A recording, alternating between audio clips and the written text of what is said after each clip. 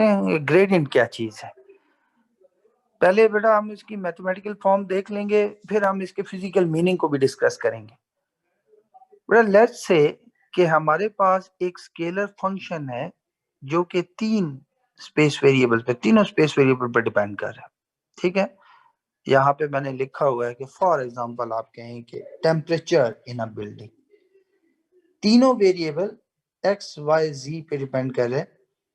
Temperature of a building, बेटा इसकी meaning ये एक्स वाई जी पे डिपेंड करने के कि आपको पता है कि आप कोई भी स्पेस में किसी भी पॉइंट पे अगर आप मौजूद है तो उसके कोऑर्डिनेट्स करने से, यानी कि पॉइंट के कोऑर्डिनेट चेंज करने से, और पॉइंट के कोऑर्डिनेट कब चेंज होते हैं, जब आप एक जगह से दूसरी जगह शिफ्ट करते हैं।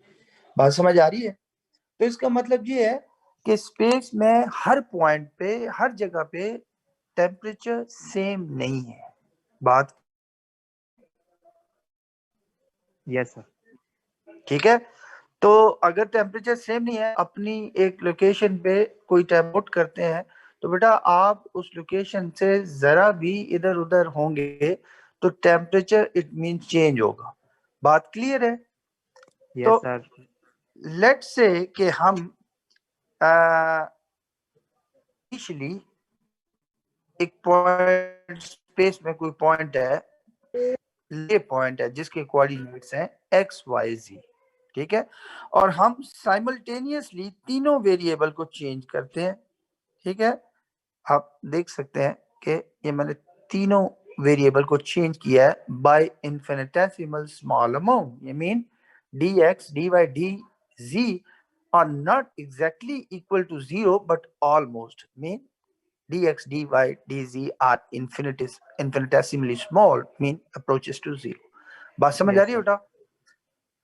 तो इसका मतलब ये हुआ कि अगर मैं इस पॉइंट से स्पेस में किसी और पॉइंट पे जाता हूँ जिसके कोऑर्डिनेट्स ये हैं x plus d x, y plus d y, z plus d z, तो जाहिर है मैंने तीनों वेरिएबल को चेंज किया है।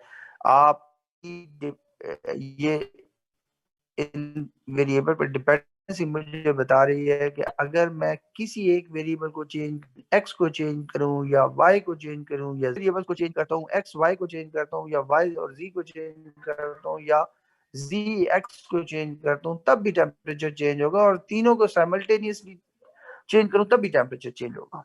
बात समझ आ रही है? तो यस बेटा सर। अगर मैं इस पॉइंट से इस पॉइंट पे मूव करता हूं तो जाहिर है मैंने साइमल्टेनियसली तीनों वेरिएबल को चेंज किया है by a small amount d x d y d सी।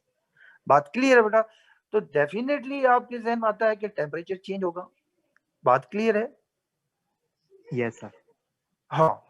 तो अब क्योंकि आपने वेरिएबल्स को, इन तीनों वेरिएबल को स्लाइटली चेंज किया, mean d x d y d z are very very small, zero slightly change किया है, तो जाहिर है स्मॉल चेंज टेम्परेचर में भी आएगी। और कल ही हमने देखा है, कल ही हमने एक एक्सप्रेशन देखी थी, small change in a scalar function. तो बेटा the small change in temperature when we move from this point to this point, the temperature will be equal to this. बेटा अगर मैंने इसको किया है तो समझ आती है। कल के लेक्चर में हम बड़ा डिटेल से डिस्कस किया। बात यस क्लियर सर। है ना?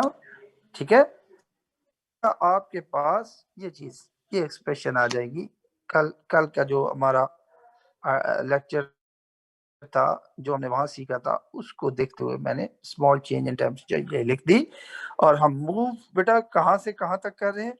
मूव हम मूव हम इस पॉइंट से इस पॉइंट पे मूव कर रहे हैं। तो हमें जो स्मॉल चेंज ऑब्जर्व की हमने टेम्परेचर में, वो ये है। बात क्लियर है बेटा? Yes sir. अच्छा, मैं कहता हूं कि ये इक्वेशन जिसको मैंने ग्रीन हाईलाइट किया हुआ है, बेटा दिस इज रिमिनिसेंट। यहां मैंने लफ्ज यूज किया रिमिनिसेंट। रिमिनिसेंट के मीनिंग होते हैं सिमिलर, सेम, इक्विवेलेंट, जो भी कह ले। तो बेटा मैं कहता हूं कि ये जो एक्सप्रेशन है और ये एक्सप्रेशन है, दोनों सेम है। अच्छा, मैंने कैसे कह दिया कि सेम है? ओके। और बेटा अगर गौर से देखें तो एक वेक्टर मैंने ये लिखा है, डॉट है, फिर इस vector dot this one vector. तो बेटा अगर मैं, इसलिए मैंने कहा कि ये एक्सप्रेशन और ये एक्सप्रेशन सेम है, यानी जिस एक्सप्रेशन को मैंने येलो हाईलाइट किया है और जिस एक्सप्रेशन को ग्रीन हाईलाइट किया है, ये दोनों सेम है, मैं कहता हूं। तो बेटा उसकी वजह ये है क्योंकि आप करके देख सकते हैं, आप डॉट प्रोडक्ट लेके देख सकते हैं। पहली टर्म मसलन ये ऑपरेट होगी इस पे भी, इस पे भी, इस पे भी, 3 टर्म्स आएंगी आपके पास विद अ पॉजिटिव साइन। फिर ये टर्म इस पे भी ऑपरेट होगी, इस पे भी ऑपरेट होगी, इस पे भी, फिर 3 टर्म्स आएंगी, सबके साथ पॉजिटिव साइन होगा। फिर बेटा इसको ऑपरेट करेंगे इस पे भी, इस पे भी, इस पे, तो आपके पास फिर 3 टर्म्स आएंगी। बात समझ आ रही है?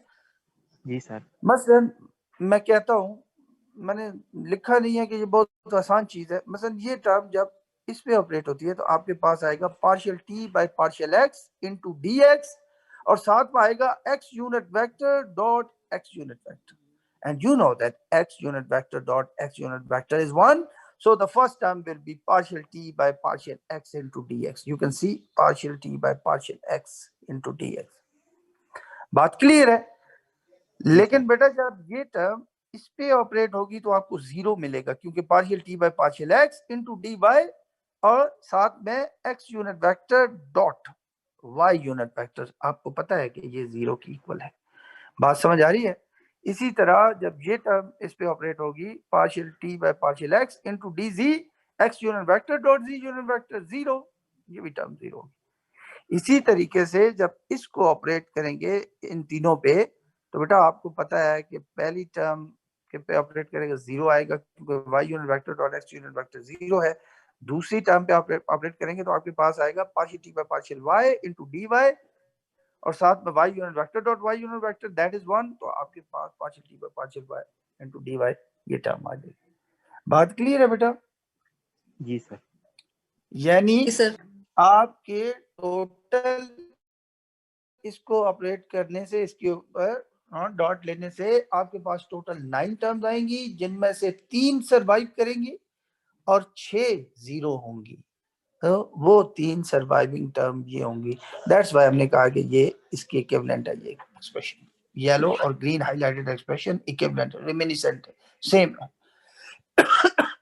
अच्छा बेटा ये भी आपको पता होगा, अभी मैंने जो बात की है कि x unit vector dot x unit vector will give you 1 ना, और बाकी कॉम्बिनेशन मैंने 0 के। बेटा ये आपने पीछे छोटी क्लासेस में पढ़ा हुआ, उसकी वजह ये है कि कार्टेशियन कोऑर्डिनेट सिस्टम हम यहाँ डील कर रहे हैं, एक्स वाई जी की बात कर रहे हैं। आपको पता है कि Cartesian coordinate system orthogonal coordinate system है। ऑर्थोगोनल का मतलब होते हैं बेटा ऐसे कोऑर्डिनेट सिस्टम जिनके यूनिट वेक्टर म्यूचुअली परपेंडिकुलर हों एक दूसरे, ठीक है? तो आपको पता है x unit vector y unit vector and z unit vector are mutually perpendicular to each other. So that's why orthogonal orthogonal होने की वजह से, ऑर्थोगोनल कोऑर्डिनेट सिस्टम होने की वजह से आपको पता है कि ऑर्थोगोनल कोऑर्डिनेट सिस्टम की ये प्रॉपर्टी है कि dot product of like unit vectors, same unit vectors will give you 1, whereas the dot product of unlike unit vector will give you 0। बात समझ आ रही है? जी सर। जी सर। ठीक है, ओके बेटा यहाँ पे ये जो स्मॉल ब्रैकेट में यहां से लेकर यहां तक टर्म है, इसको मैं कहता हूं डेल टी, ठीक है? और डॉट दरमियान में यहाँ पे डॉट है, ये डॉट मैंने लिख दिया, और ये टर्म स्मॉल ब्रैकेट में यहां से लेके यहां तक, इसको मैं कहता हूँ डीएल वेक्टर, ठीक है? तो मेरे पास ये इंतहाई इंपॉर्टेंट इक्वेशन आ गई कि d t small change in the temperature is equal to del t dot d l vector. अच्छा बेटा ये जो डेल टी है आप देख ही सकते हैं, जिसको मैंने डेल टी लिखा है, इसको मैंने डेल टी लिखा है, तो अगर मैं ये कह दूं कि where del t is equal to this, तो मसला तो कोई नहीं है। हमने डिफाइन किया कि del t is equal to this, और बेटा इसको आप कहते हैं gradient of t, gradient of temperature. बात क्लियर है? Yes sir. हाँ, इसमें अभी तक हमें कुछ नहीं पता, हमें ये पता चला है कि मैथमेटिकल डेफिनेशन ग्रेडियंट की ये है, लेकिन अभी हमें फिजिकल मीनिंग नहीं हम बात कर रहे, हम सिर्फ इसे मैथमेटिकली देख रहे हैं। बड़ा एक तो बात देखें अगर मैथमेटिकली, तो हमें एक बात के temperature is a scalar quantity. तो इसका मतलब है पहली चीज हमारे जहन में ये आती है एक्सप्रेशन को देख कि ग्रेडियंट आप हमेशा किसी स्केलर क्वांटिटी का, किसी स्केलर फंक्शन का, किसी स्केलर फील्ड का ले सकते हैं। बात समझ आ रही है? किसी जी वेक्टर फील्ड का ग्रेडियंट कभी एग्जिस्ट नहीं करेगा, किसी वेक्टर फंक्शन का, किसी वेक्टर फील्ड का, किसी वेक्टर क्वांटिटी का ग्रेडियंट एग्जिस्ट करेगा। तो ग्रेडियंट हम हमेशा स्केलर फंक्शन, स्केलर फील्ड का लेते हैं। बात क्लियर है? यस दूसरी सर। राइट साइड पे अगर आप देखें, हाँ राइट साइड पे आप देखें तो आपको x unit vector, y unit vector, z unit vector देखने को मिलते हैं। इसका मतलब है ठीक है कि ग्रेडियंट आप किसी स्केलर फंक्शन का लेते हैं, स्केलर फील्ड का लेते हैं, लेकिन gradient of a scalar function और scalar field is a vector quantity. ठीक है, आप देख सकते हैं कि this partial t by partial x is actually the x component of del t vector. Partial t by partial y is actually the y component of del t vector, and partial t by partial z is actually the z component of del t vector. तो हुई ना vector quantity? बात समझ आ रही है? Yes sir. जो gradient of a scalar, we always take gradient of a scalar quantity, scalar field या scalar function. ठीक है, and the gradient of a scalar field, scalar function, scalar quantity is a vector actually. ठीक है, with three components as it is clear by this expression. बात clear है बेटा? Yes sir. ठीक हो गया, बहुत अच्छी बात है। अब बेटा आप आगे आते हैं, ये हमने डीएल जो डिफाइन किया है, ठीक है, यहाँ से बड़ा क्लियर बेटा, अगर आप देखें यहाँ पे इसको हमने डीएल वेक्टर डिफाइन किया है। तो ये बेसिकली डीएल वेक्टर क्या है बेटा? डीएल वेक्टर जब हम इस पॉइंट से इस पॉइंट पे मूव करते हैं तो जाहिर है एक पॉइंट से पॉइंट जो कि बहुत क्लोज है उस पे मूव करते हुए आप कोई डिस्प्लेसमेंट कवर करते हैं। बात समझ आ रही है? तो that dl is infinitesimal small vector displacement from this point to this point. बात क्लियर है बेटा? Yes sir. हाँ, तो और ये जो डिस्प्लेसमेंट है ये infinitesimally small है because you know that dx, dy, dz all approaches to zero all are infinitesimally small, so that's why we call it यहाँ पे हमने कहा हुआ भी है this is infinitesimal displacement vector from this point to। बात clear है बेटा? Yes sir. हाँ, अब इस इक्वेशन को ज़हन में रखिएगा। अगर इस पे हम डॉट प्रोडक्ट की डेफिनेशन यूज करते हैं बेटा, आप पीछे एफएससी में डॉट प्रोडक्ट को लॉट ऑफ टाइम डिस्कस कर चुके हैं कि A vector dot B vector is equal to magnitude of A vector, magnitude of B vector, cos of angle between A vector and B vector, you know this the basic definition of dot product. बेटा अगर मैं basic definition dot product की use करता हूं यहाँ पे इधर इस इक्वेशन में, तो okay dt the small change in the temperature is equal to the magnitude of the first vector, you can see here, the magnitude of the second vector you can see here, ठीक है, into cos of angle between these two vectors. So cos of angle theta, because I say that theta is angle between del t and dl vector. बात clear है बेटा? Yes यहाँ पे sir. मैंने लिख भी दिया है कि where theta is the angle between del t and dl में, यहाँ पे मैंने फिगर भी बना दिया ताकि बात क्लियर हो जाए। अच्छा बेटा, अब जो cos थीटा पे डिपेंडेंस है dt की चेंज इन टेम्परेचर, बेटा क्या आप ये सोच सकते हैं, आपको पता है कि cos जो है, cos जो फंक्शन है वो मैक्सिमम और मिनिमम के दरमियान फ्लक्चुएट करता है, यानी इसकी वैल्यू मैक्सिमम और मिनिमम के दरमियान वेरी करती रहती है, और मैक्सिमम वैल्यू क्या है cos थीटा की? You know that is +1। बात समझ आ रही है? वो कब आपके पास आती है? इफ थीटा इज 0, अगर एंगल 0 डिग्री हो तो cos 0 is +1, you know that. बात क्लियर है बेटा? जी sir. So the change in the temperature will be maximum if theta is 0 degree. यही चीज बेटा मैंने यहाँ समझाने की नीचे कोशिश की है कि if theta 0 is change in temperature is maximum. That is when the step length is taken in the direction of del t. Mean del t और dl की जब सेम ही डायरेक्शन हो, थीटा 0 हो, तब चेंज मैक्सिमम होगी temperature. बात समझ आ रही है? जी सर। तो मैं लिखता हूँ, ओके। मैंने यहाँ पे आपने देखा होगा, मैंने शो किया हुआ है कि जो मैक्सिमम चेंज है टेम्परेचर में वो इसके इक्वल होता है, होगी del t magnitude d l magnitude और कॉस 0 डिग्री क्योंकि 1 है, तो कॉस की वैल्यू +1 आपको मैक्सिमम वैल्यू देगी डी टी की। ठीक है? And so you will observe maximum change in the temperature when you take the step in del t direction. ये चीज अच्छा। सो बेटा यहां से del t मैग्नीट्यूड आपके पास आ गया D T max divided by D l magnitude, यानी आपके पास ये इक्वेशन आ गई बेटा, ये इक्वेशन आ गई। ठीक है? और इसको आप कहते हैं the maximum space rate of change of T. ठीक है? ओके, स्पेस रेट बेटा इसलिए मैंने कहा है कि ओके, बात ज्यादातर आप पीछे अपनी क्लासेस में टाइम रेट की बात करते आए हैं, तो मैंने कहा कि आप कहीं मैं सिर्फ रेट कह दूं तो आप कहीं से टाइम रेट ना समझें, this is space rate.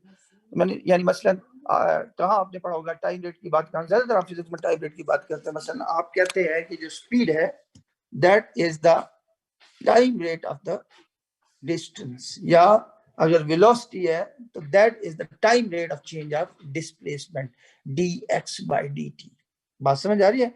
This is dt by dl, space rate of change. ठीक है? ओके, बात क्लियर है बेटा? Yes sir. अगली स्लाइड में शेयर करता हूं आपके साथ। ओके, नेक्स्ट आपके पास जो ओके ये इसी चीज को बेटा मैंने यहाँ पे दोबारा और डिटेल्स एक्सप्लेन करने की कोशिश की है कि ताकि आपको बात क्लियर हो जाए। सिंपल यहाँ पे लिखा हुआ है, ये सारी यहाँ से स्टार्ट करके यहाँ तक एक ही चीज को एक्सप्लेन किया गया है। मैं आपको सिंपल वर्ड्स में बता देता हूँ कि बेसिकली बेटा किसी भी आप स्केलर फील्ड का, स्केलर क्वांटिटी का, स्केलर फंक्शन का आप ग्रेडियंट लेते हैं मैथमेटिकली, जाहिर आप ऐसा कर लेंगे, आप आगे टेक्निक सीखेंगे मुख्तलिफ कोऑर्डिनेट सिस्टम में ग्रेडियंट कैसे लेते हैं। ठीक है? तो बेटा जो उस gradient of some scalar field जो भी आपके पास आंसर आएगा उसका मैग्नीट्यूड लेंगे तो that will give the maximum increase of that scalar. ठीक है? और जाहिर है डेल टी जो है या gradient of any scalar is a vector quantity, तो वेक्टर का मतलब है कि साथ यूनिट वेक्टर या साथ डायरेक्शन भी होगी। तो वो डायरेक्शन क्या बताती है बेटा? That direction actually tells you the direction of increase of that quantity. ठीक है? फॉर एग्जांपल मैं कहता हूं कि बस यहाँ टेम्परेचर की हम बात कर रहे हैं, तो बेटा डेल टी अगर हम कैलकुलेट करते हैं और उसका मैग्नीट्यूड लेते हैं डेल टी का, तो magnitude actually the magnitude of the gradient of T will give you the maximum increase in the temperature। बात क्लियर है? Yes. Whereas the unit vector जो उसकी डायरेक्शन बता रहा है that actually tells us that this is the direction of the increase of temperature। ठीक है?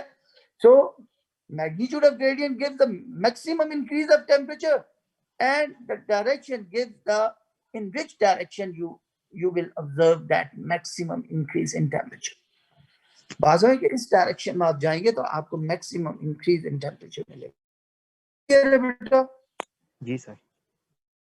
Okay, अभी भी हम छोड़ेंगे नहीं, इस आइडिया को बिल्कुल क्लियर करेंगे, इस फिजिकल मीनिंग को। ओके, मैं आप ज्योमेट्रिकल इंटरप्रिटेशन थोड़ी सी करके दिखाता हूँ ताकि आपको ग्रेडियंट की बिल्कुल बात क्लियर हो जाए। ओके बेटा, लेट्स से कि हमारे पास एक सरफेस है, ठीक है। यहाँ पे आप अगर गौर से देखें फिगर में, तो यहाँ मैंने वो सरफेस ड्रॉ की हुई है। अब ये देख सकते हैं कि मैंने इस तरीके से ये करके ड्रॉ की हुई है, ये सरफेस है। और इस सरफेस को हम इस इक्वेशन से रिप्रेजेंट करते हैं, ठीक है। इस इक्वेशन से, this is the equation of this surface. पीछे आप पढ़ के आए हुए ना मैथमेटिक्स में, तो छोटी क्लास में पढ़ते हैं 7th 8th में, equation of plane, equation of straight line, and this is the equation of this plane, this surface. बात क्लियर है बेटा? Yes, sir. V, that is function of x, y and z, is equal to c, where c is a constant. बेटा अगर हम कहें कि V जो हमने शो किया है, that is actually electric scalar potential. तो बेटा ये क्वेश्चन हमें ये बताती है कि जो इलेक्ट्रिक स्केलर पोटेंशियल है वो एक्स वाई जी को चेंज करने से कांस्टेंट रहता है। कहने का मतलब है इस सरफेस के पॉइंट के इस सरफेस पे जो भी पॉइंट है, मैं यहाँ पे शो कोई भी पॉइंट है, बट सरफेस के ऊपर होना चाहिए, ठीक है। इस सरफेस के ऊपर हर पॉइंट पे पोटेंशियल की सेम वैल्यू है, कांस्टेंट वैल्यू है एंड डी। बात समझ आ रही है? एक्स वाई जी को चेंज करने से भी पोटेंशियल कांस्टेंट रहा, यानी कि मतलब ये है कि आप इस सरफेस के ऊपर मूव करें तो जाहिर एक्स वाई जी चेंज होंगे, तो कहता है कि पोटेंशियल नहीं चेंज होता, दैट रिमेन्स कांस्टेंट। बात समझ आ रही है? Yes. यानी at every point on this surface potential is same, that is c, constant. बात क्लियर बेटा यहाँ जी तक? सर। अच्छा बेटा, ऐसी सरफेसेस को आप इलेक्ट्रिसिटी एंड मैग्नेटिज्म 1 में पढ़ के आए होंगे। आपको याद होगा, आपके टीचर ने बताया होगा कि ऐसी सरफेसेस को कहते हैं इक्विपोटेंशियल सरफेस। Yes sir. अच्छा, सो मैं कहता हूं कि ये मेरी जो सरफेस है दैट इज इक्विपोटेंशियल सरफेस। इस सरफेस के ऊपर पॉइंट पर पोटेंशियल की वैल्यू सेम है। अच्छा बेटा, लेट्स से मेरे पास एक पॉइंट P है, ठीक है। पॉइंट P कोऑर्डिनेट्स हैं वो एक्स वाई जी है। मैं बेटा इन्फिनिटेसिमल स्मॉल स्टेप लेके पॉइंट Q पे जाता हूँ, ठीक है। तो पॉइंट Q के जो कोऑर्डिनेट्स है मैंने यहाँ लिख दिए हैं, x plus d x, y plus d y और z प्लस डी सी। जाहिर है मैंने इन्फिनिटेसिमल स्मॉल स्टेप लिया है, तो सारे वेरिएबल में slightly infinitesimal small change I dx, dy and dz, where of course you know that पीछे हम पढ़ के आए हुए हैं dx, dy, dz all approaches to zero, infinitesimal small, ठीक है। तो बेटा जाहिर बात है पॉइंट P से पॉइंट Q, पीछे हम एक बात करके आए हैं कि infinitesimal vector displacement from this point to this point, जिसको हम dl का है, तो बेटा P से Q जो डिस्प्लेसमेंट है इसको मैंने dl कह दिया। बात समझ आ रही है? कोई मुश्किल तो नहीं? Yes sir. जी सर। अच्छा, यहाँ पे एक बहुत इंपॉर्टेंट पॉइंट है बेटा, वो ये है कि यहाँ पे मैंने नीचे लिख दिया है कि P and Q must stay on the surface, ठीक है। इसलिए मैं ये बताना चाह रहा हूं कि पॉइंट P और पॉइंट Q दोनों सरफेस के ऊपर है, ना सरफेस से अबव ना सरफेस से बिलो, सरफेस के ऊपर है एग्जैक्टली। तो बेटा मैं अगर ये कहूं कि पॉइंट P और पॉइंट Q, पॉइंट P से पॉइंट Q तक मूव करने में पोटेंशियल में कितनी चेंज आई, तो बेटा ये तो सादी सी बात है, यानी इसको इतना मुश्किल सोचने की जरूरत नहीं है कि पॉइंट P से पॉइंट Q पे मूव करते हैं तो पोटेंशियल में कोई चेंज नहीं आती। क्यों नहीं आती? Because both points P and Q are at same potential.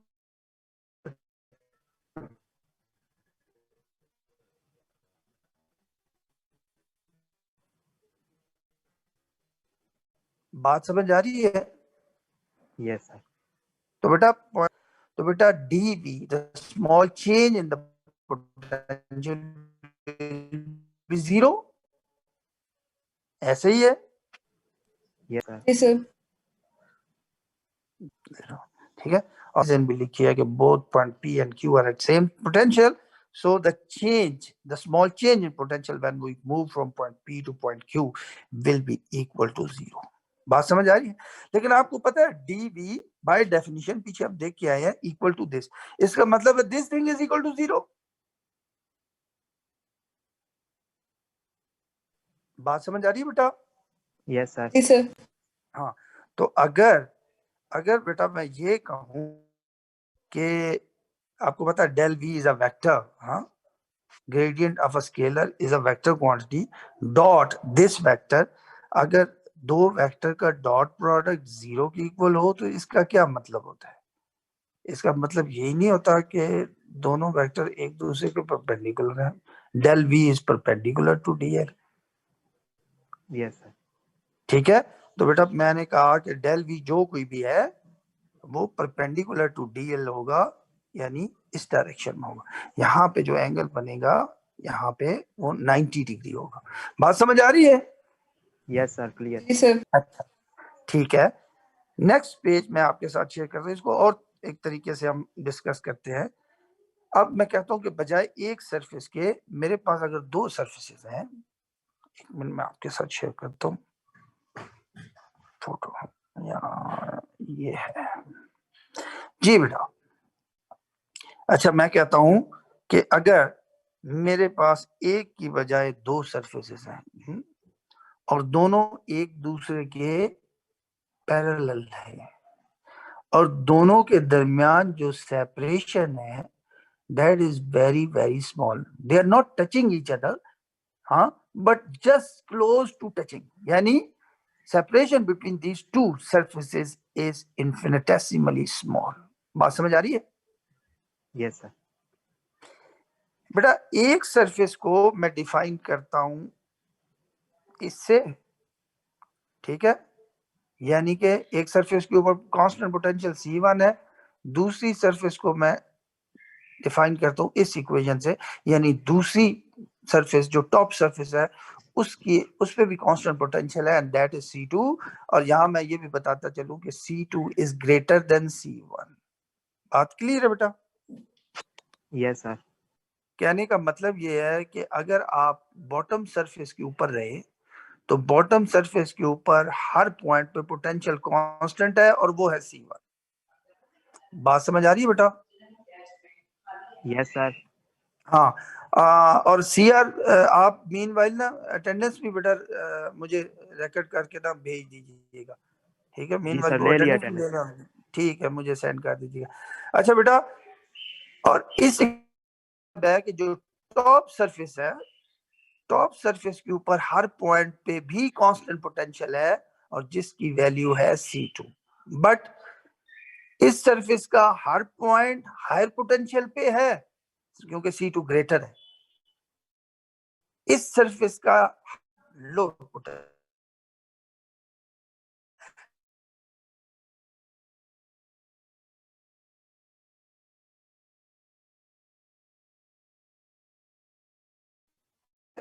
एक ये इक्विपोटेंशियल है और एक ये, दो इक्विपोटेंशियल सरफेस. हाँ, ये अलग बात है कि टॉप जो सरफेस है वो हायर पोटेंशियल पे है, बॉटम सरफेस जो लो पोटेंशियल पे. बात समझ आ रही है बेटा? जी सर। अगर अब मैं ये कहूं कि पॉइंट P बॉटम सरफेस के ऊपर है और पॉइंट Q टॉप सरफेस के ऊपर है, और आपको